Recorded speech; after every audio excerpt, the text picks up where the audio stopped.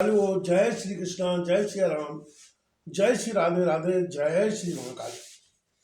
इस प्रवचन में आपको श्रवण कराएंगे भगवान नारायण का गंगा लक्ष्मी सरस्वती से उनके साप की अवधि बताना, कली का वर्णन, परब्रह्म परमात्मा एवं शक्ति स्वरूपा मूल प्रकृति की कृपा से त्रिदेवों तथा देवियों के प्रभाव का वर्णन और गोलोक में राधा कृष्ण के दर्शन।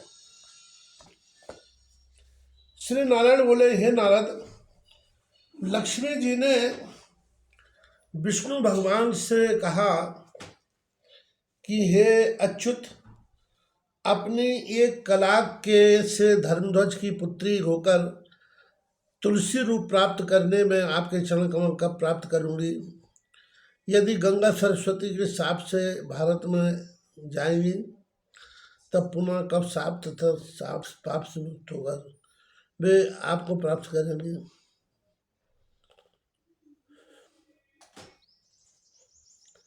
साथ ही गंगा के शाप से ये सरस्वती भी यदि भारत में आएगी तब पुनः कब शाप से मुक्त होकर ये आपके चरणों का सानिध्य प्राप्त कर सकेंगे।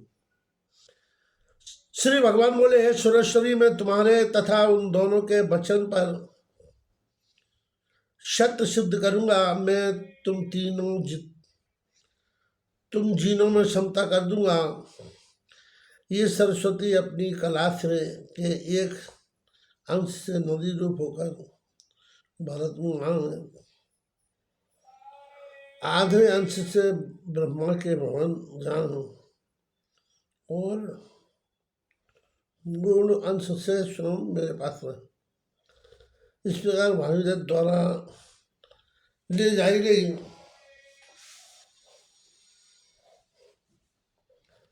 ये गंगा तीनों लोगों को पवित्र करने के लिए अपने कलांश से भारत में जाएंगी और स्वयं पूर्ण अंश से मेरे भवन में रहे। वहाँ पर ये शिव के मस्तिष्क को प्राप्त करेंगी। वहाँ जाने पर संभवतः पवित्र गंगा भी पवित्र हो जाएंगी। हे बाम लोचने, तुम अपनी कला के अंशांश से पद्मावती नामक नदी के रूप में तथा तुलसी नामक वृक्ष के रूप में भारत में जाओ। कल के 5000 वर्ष व्यतीत हो जाने पर नदी रूपणी तुम सब देवियों की मुक्ति हो जाएगी और उसके बाद तुम अपने भवन भी आ जाओगी। ये पद्म भवे विपत्ति सभी प्राणियों की संपदाओं का हेतु स्वरूप है। बिना जिन के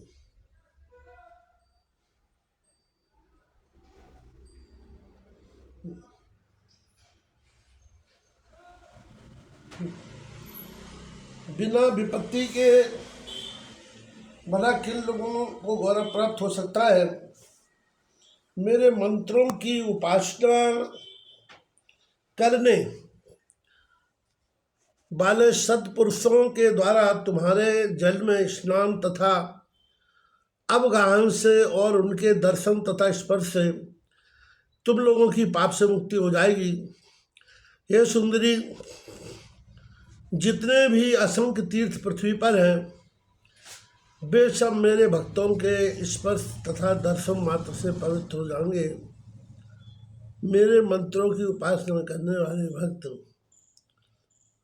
पृथ्वी को अत्यंत पवित्र करने तथा वहां होने वाले प्राणियों को पावन करने तथा तारने के लिए ही भारतवर्ष में निवास करते हैं। श्री नारायण बोले, हे नारद, गंगा के शाप से सरस्वती अपनी एक कला से भारत पूर्ण क्षेत्र आ गई और अपनी पूर्ण अंश से श्री हरि के स्थान पर ही रही। ये सरस्वती भारत में आने के कारण भारतीय, ब्रह्मा की प्रिया होने के कारण ब्राह्मी और वाणी की अधिष्ठात्र देवी होने के कारण वाणी नाम से कही गई। सरोवर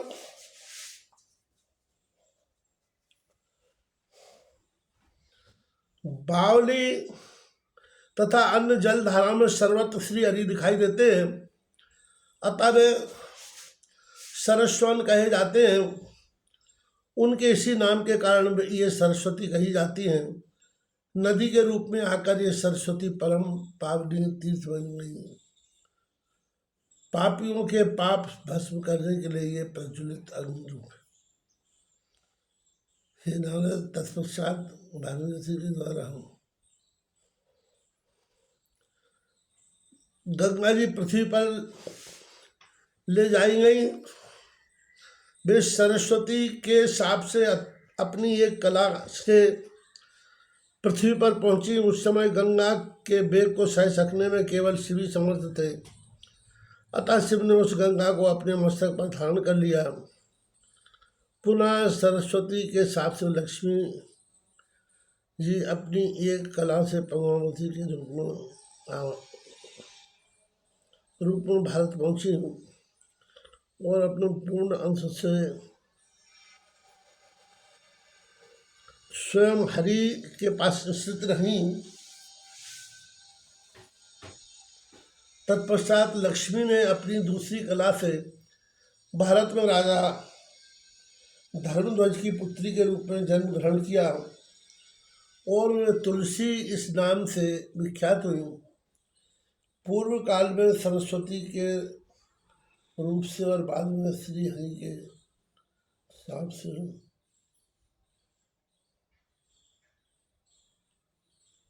तुलसी वृक्ष रूप में हो गई। कली के 5000 वर्षों तक भारतवर्ष में रहकर ये तीनों अपने नदी रूप का परित्याग कर वैकुंठ धाम चली जाएंगी। काशी तथा वृंदावन को भी छोड़कर अन्य जो भी तीर्थ हैं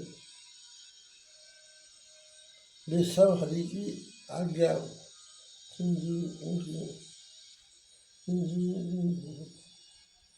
प्रेमियों के साथ वैकुंठ चले जाएंगे। सालाग्राम शिव शक्ति के शब्द साधु पुराण शंख साधु तर्पण तथा वेदोक्त कर्म ही भारतवर्ष से चले जाएंगे।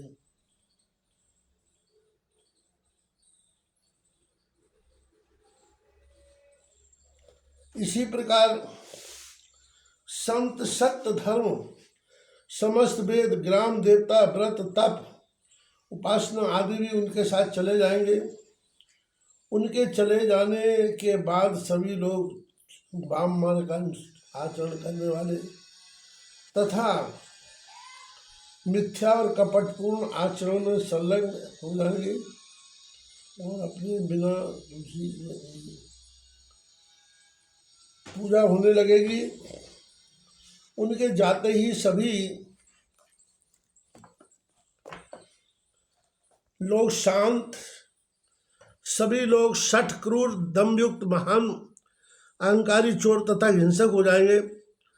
पुरुष भेद परस्पर मैत्री का भाव रहेगा। स्त्री विभेद अर्थात पुरुष स्तुति का ही भेद रहेगा। जाति भेद समाप्त हो जाएगा, जिसमें किसी वर्ग के स्त्री पुरुष का परस्पर विवाह निर्भयता पूर्वक होगा। वस्तुओं में स्वस्वामी भेद होगा, अर्थात परस्पर एक दूसरे को कोई वस्तु नहीं देंगे। तब सभी पुरुष स्त्रियों के वश में हो जाएंगे। घर घर में अव्यभिचारिणी स्त्रियों का बाहुल्य हो जाएगा और वे अपने पतियों को डांटते हुए तथा दुर्वचन कहते हुए उन्हें पीड़ित करेंगे। घर की बहू और अपने सास ससुर से दानी नौकर जैसा व्यवहार करेंगे। बांधवों की सीमा छीन होने से बंधु बांधवों को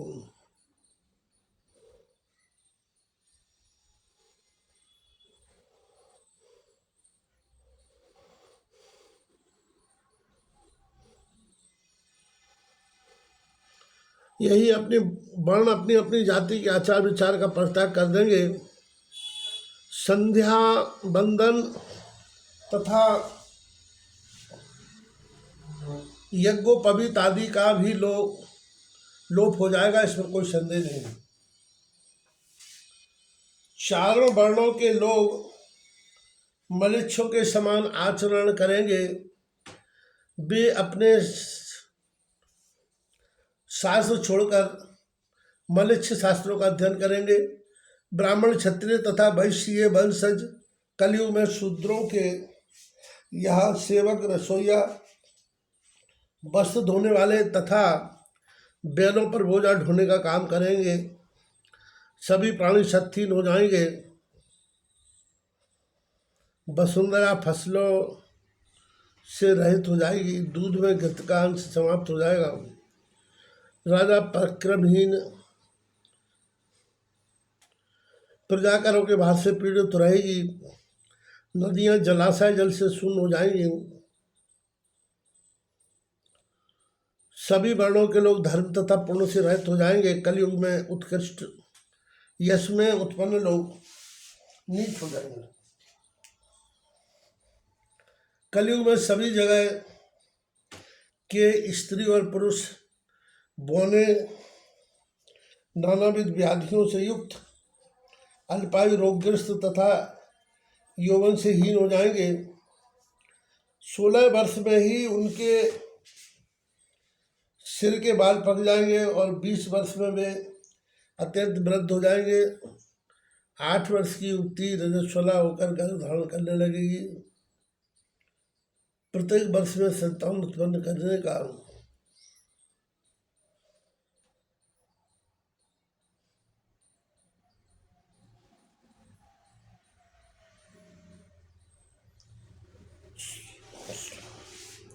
16 वर्ष की अविवश अवस्था में ही वृद्ध हो जाएंगे। चारों वर्णों के लोग कन्या विक्रय करने लगेंगे। कुछ लोग कन्या के साथ, कुछ सास के साथ, कुछ बहन के साथ, कुछ अपनी पुत्री के साथ, कुछ सौतेली माँ के साथ, कुछ भाई की स्त्री के साथ और कुछ लोग सब प्रकार की स्त्रियों के साथ समलाप करने लगेंगे। घर घर में अगम्य स्त्री के साथ गमन करेंगे। केवल माँ को छोड़कर सबसे साथ रमण करेंगे। कलयुग में अन्नों के ग्रहण में, आश्रम व्यवस्था के पालन में तथा विशेष रूप से स्त्रियों के साथ संबंध में कोई भी नियम नहीं रह जाएगा। उस समय वृक्ष हाथ भर ऊंचे तथा मनुष्य अंगूठे की लंबाई के बराबर हो जाएंगे। उस समय विष्णु यश नामक ब्राह्मण के यहाँ उनके पुत्र रूप में संभल में भगवान कल के अवतरित होंगे। श्री नारायण की कला के अंश से उत्पन्न तथा बलशालियों में श्रेष्ठ वे भगवान कल की एक विशाल अश्व पर आरूढ़ होकर अपनी विशाल तलवार से 3 रात में ही संपूर्ण पृथ्वी को मलेच्छों से विहीन कर देंगे। इस प्रकार पृथ्वी भी तीनों मलेच्छों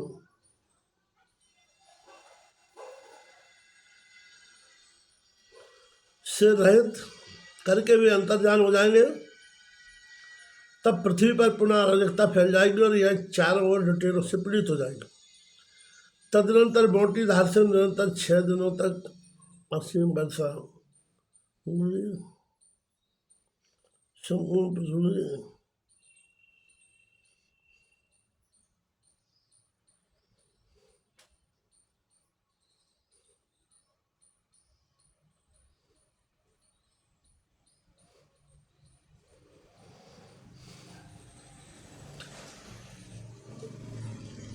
आप लाभित हो जाएगी। वह प्राणियों, वृक्षों और घर आदि से विहीन हो जाएगी। उसके बाद 12 वर्ष एक साथ उदित होंगे। उनके प्रचंड तेज से संपूर्ण पृथ्वी सूख जाएगी। इसके बाद भयंकर कलयुग के समाप्त होने पर, सतयुग प्रवृत्त होने पर तप और सत्व से युक्त धर्म पूर्ण रूप से प्रकट होगा। सभी व्यक्ति धर्मपरायण पुनः हो जाएंगे। श्री नारायण बोले, हे नारद, सभी ब्रह्मांडों का ईश्वर एक ही है ब्रह्मादि देवता, महाविराट और क्षुद्र विराट, ये सब उन्हीं परमात्मा का स्वरूप है। वे परमात्मा ही है, परास्पर प्रकृति और हम सब।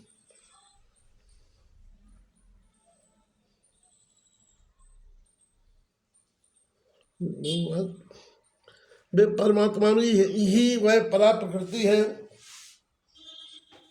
उसी परा प्रकृति से अर्धनारीश्वर भी आविर्भूत हुए हैं। वही परा प्रकृति श्री कृष्ण रूप भी है। वे श्री कृष्ण 2 भुजाओं तक तथा 4 भुजाओं वाले होकर 2 रूपों में विभक्त हो जाएंगे। उनमें चतुर्भुज क्षौरिक रूप से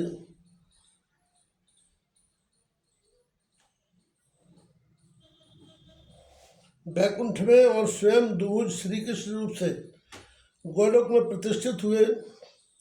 ब्रह्मा से लेकर त्रिलोक पर्यंत सब प्राकृतिक है और जो कुछ भी प्रकृति है,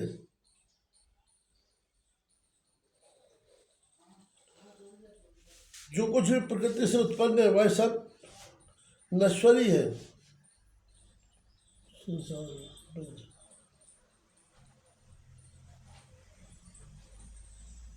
संसार सिंधु में आए हैं, बतलावे इसको नश्वर है। नश्वर छाड़ के जाए कहाँ, भेजा जा मिलता ईश्वर है। मैं अपनी मर्जी पर निर्भर, दोनों साधन न मिलते हैं।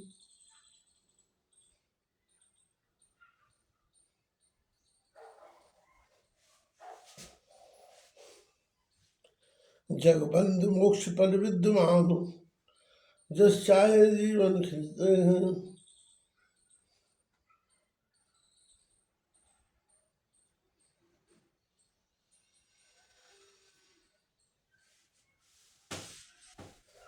यदि मोह और ममता में फंसे सागर जाल में गिरते हैं।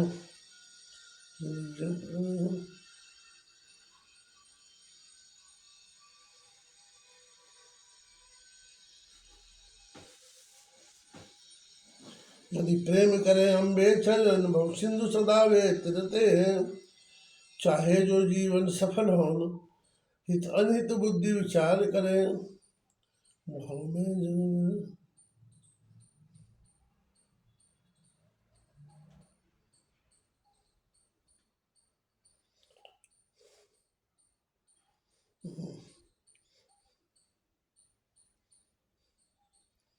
चाहे तो जीवन सफल हो, हित अनित बुद्धि विचार करें।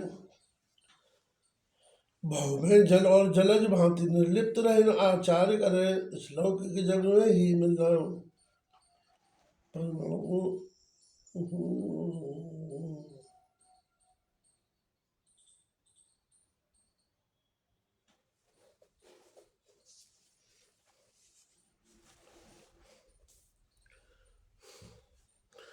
जिन्होंने स्नेह किया अम्बे, उनने ही मोक्ष पद पाया है। ईश्वर अंश पाय अंशी, प्रिय का उदर नहीं आया है। इस प्रकार सृष्टि के कारणभूत परब्रह्म परमात्मा सत्य नित्य सनातन स्वतंत्र निर्गुण प्रकृति से परे उपाधि रहित निराकार तथा भक्तों पर कृपा करने के लिए ब्रह्मांड की रचना करते हैं। शिव मुनि की तपस्या करके उन्हें जानकर ही जगत का संहार करने वाले हो सके। भगवान विष्णु उन्हीं परब्रह्म परमात्मा की भक्ति तथा सेवा के द्वारा महान ऐश्वर्य से संपन्न हो सर्वज्ञ सर्वदृष्टा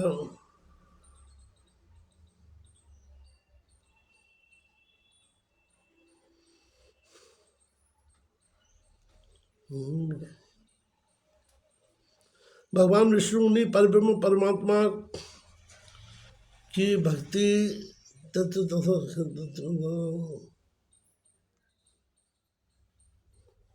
महान ऐश्वर्य से संपदा सर्वज्ञ सर्वदृष्टा सर्वव्यापी समस्त संपदा प्रदान करने वाले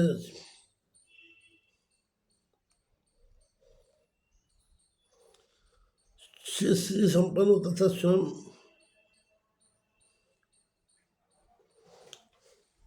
जिसके ज्ञान से, जिसके तप से, जिसकी भक्ति से तथा जिसकी सेवा से महामाया स्वरूपिणी सर्वशक्तिमयी तथा परमेश्वरी बेपरा प्रकृति ही सच्चिदानंद स्वरूपिणी भगवती कही गई है, जिसके ज्ञान तथा विप्रों के द्वारा सुपूजित हुई, जिनकी सेवा तथा तपस्या के द्वारा सरस्वती समस्त विद्याओं की अधिष्ठान दोनों के लिए सुख श्रेष्ठ तथा समस्त लोकों में पूजित हुई। इसी प्रकार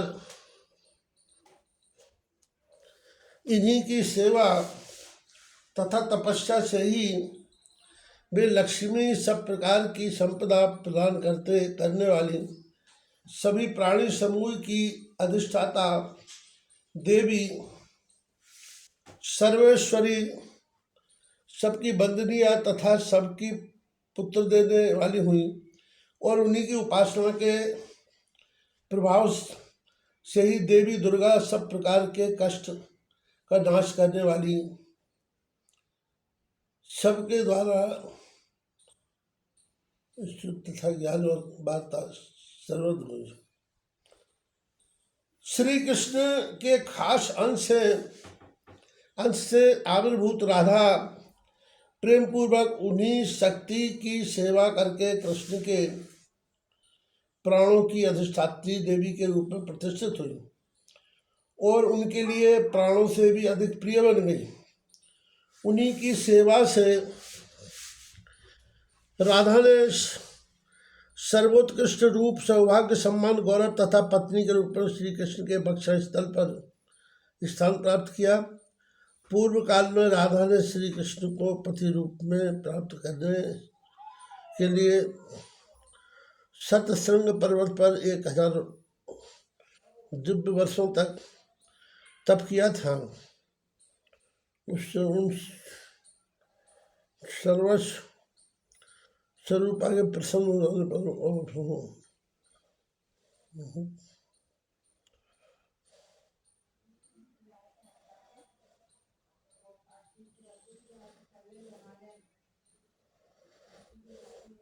पूर्व काल में राधा ने श्री कृष्ण को पति रूप में प्राप्त करने हेतु के लिए सतसंग पर्वत पर 1000 दिव्य वर्षों तक तप किया था। इससे उनकी उच्च शक्ति संपाल के प्रभाव से पर्वत पर हमारे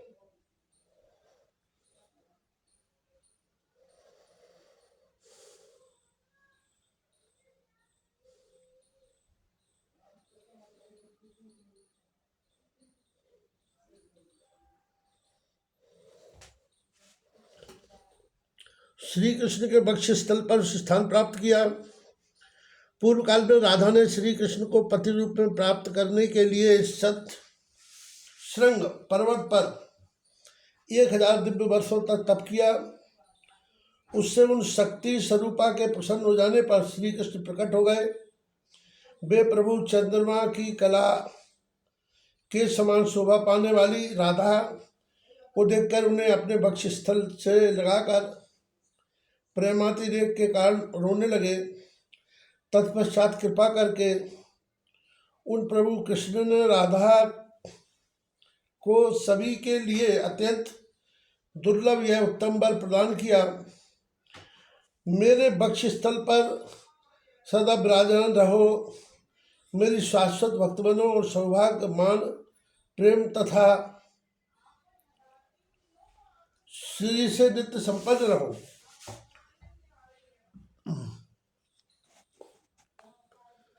तो मेरी सभी भार्या में श्रेष्ठ तथा श्रेष्ठ प्रेषी के रूप में सदा प्रतिष्ठित रहूंगी। तुम्हें वरिष्ठ तथा महिमामयी मानकर मैं सदा तुम्हारी स्तुति पूजा किया करूं। जहाँ पग परे शिवा श्याम नयना धरे, राधे तपस्या करी जो फली, वृषभान की लली। हे प्राण वल्लभे, मैं तुम्हारे लिए सर्वदा सुलभ और हर प्रकार से तुम्हारे अधीन रहूँगा। परम सुंदरी राधा को ऐसा वर प्रदान करके जगतपति श्री कृष्ण ने उन्हें सपत्नी के रूप में रहित कर दिया और अपनी प्राण प्रिया बना लिया। हे मुनि, इस प्रकार अन्य भी ज्यों त्यों देवियाँ हैं, वे भी मूल प्रकृति की सेवा के कारण ही सुपूजित हुई हैं।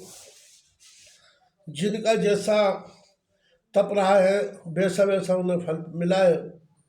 भगवती दुर्गा हिमालय पर्वत पर 1000 दिव्य वर्षों तक तपस्या करके तथा उन मूल प्रकृति के चरणों का ही ध्यान करके सबकी पूज हो गई।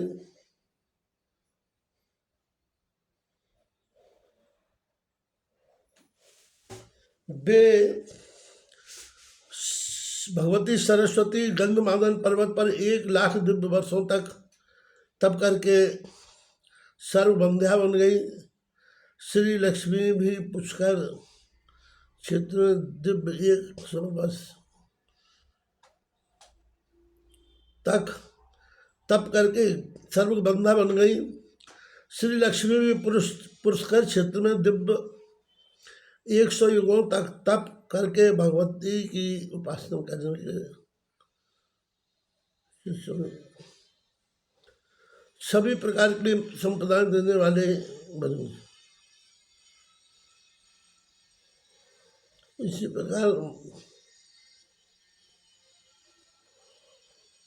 प्रकार सावित्री दिव्य 8,000 वर्षों तक जिंदगी।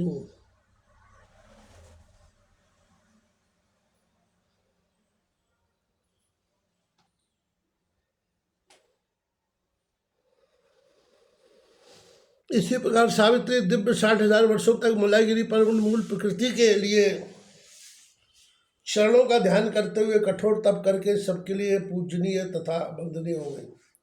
ये विप्रो, प्राचीन काल में शंकर जी ने 100 मनवंतर तक उन भगवती का तप किया था। ब्रह्मा जी भी 100 मनवंतर तक शक्ति के नाम का जड़ जप किया था।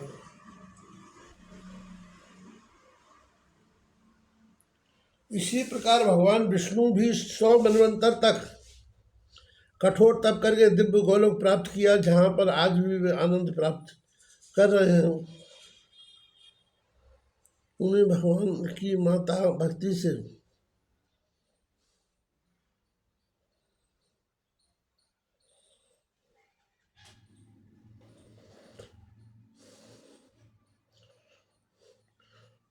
भगवती की भक्ति से युक्त होकर धर्म 10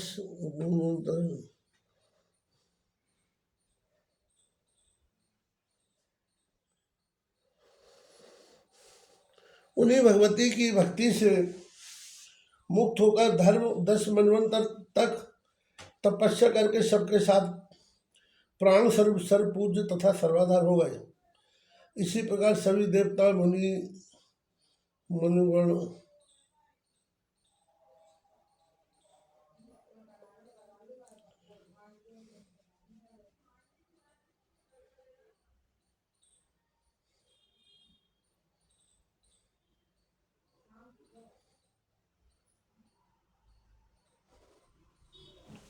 जपले देवी नाम भव पार जाएंगे, फिर उधर काहू नहीं आएंगे। सब कर मत कल नाम जपंता, ऋषि मुनि कह रहे सब जन था। करें भजन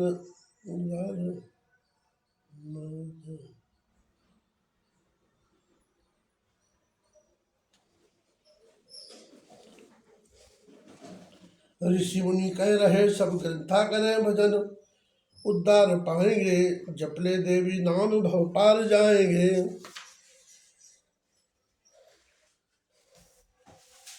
नश्वर दे वस्तु सब नाशी, बूढ़ रहे सुख लग भव भांति। सुख मिले देवी प्यार पाएंगे, फिर उधर काहू नहीं आएंगे। कुटुम कबीला कोई कोई काम न आवे, तन धन भाव यहाँ यहीं रह जावे।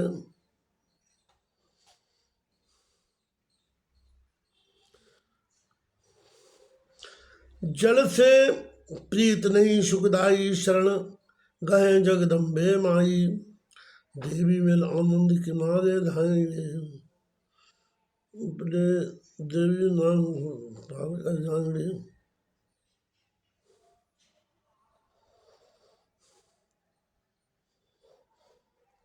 जपले देवी नाम भव पार जाएंगे, एक आशा रवि देवी नाम सो, वृत्ति है जाए कुटुम धाम सो, विप्र नाम में रति उद्धार पाएंगे, फिर उधर काबू नहीं आएंगे।